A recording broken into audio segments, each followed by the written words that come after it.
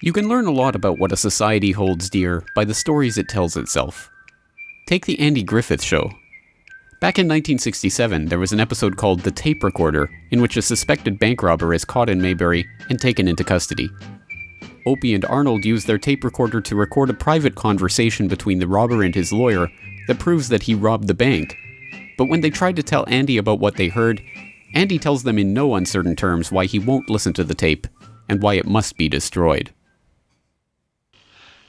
You bugged a conversation between a lawyer and his client.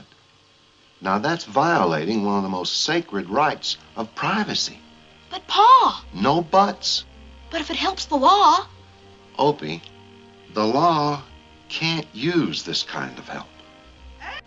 Because whether a man is guilty or innocent, we have to find that out by due process of law. Fast forward the better part of half a century, and contrast that noble ideal with these words that just spewed from President Obama in his remarks on the NSA warrantless spying scandal. But I think it's important to recognize that you can't have 100% security and also then have 100% privacy and zero inconvenience. We're going to have to make some choices. The gulf between those common-sense ideals of Andy Griffith and the sad reality of the modern-day US government and the new NSA spying scandal is mind-boggling. What happened in the last 50 years to so fundamentally transform the ideals of a society? Ideals that were once cherished as the defining characteristics of that society, ones that set it apart from its enemies. Now, don't get me wrong, there's no need to be naive about these ideals. The US government has been violating the Constitution and trampling on the Bill of Rights since virtually the inception of the country.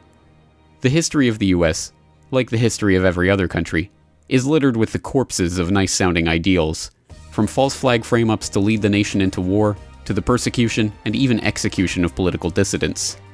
But the point is that 50 years ago, America wanted to believe it was a nation of ideals, and many people did believe that.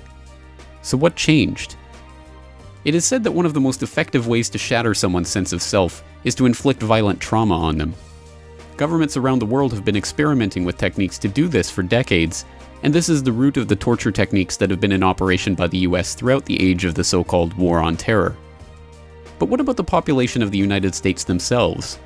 Have they been subjected to this violent trauma in the past half-century?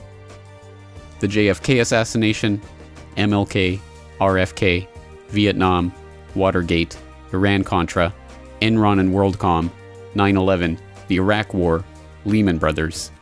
It's hard not to see the last 50 years of American society as anything but a nightmarish train of abuses inflicted on the American psyche. We are seeing the full effects of that abuse in society today. Not only has American society changed so drastically in the past several decades that its president can talk about breaking the most fundamental tenets of the Bill of Rights in a public address, but even the outrage at this remarkable turn of events has been systematically drummed out of the population. Every once in a while, some new abuse will come along that is so flagrant, so unimaginable, so indefensible, that it causes some of that old sense of outrage to flare up amongst the population. Like the latest scandal regarding NSA spying, the public is still capable of recognizing the abuse when they see it, at least every once in a while. But that sense of outrage disappears so quickly. All the media has to do is to tell the public that there's no reason to be angry, or that the government will take care of everything, or that the majority of the public are happy with the abuse, and soon the problem starts to be normalized, even forgotten. So how do we snap people out of this state of affairs?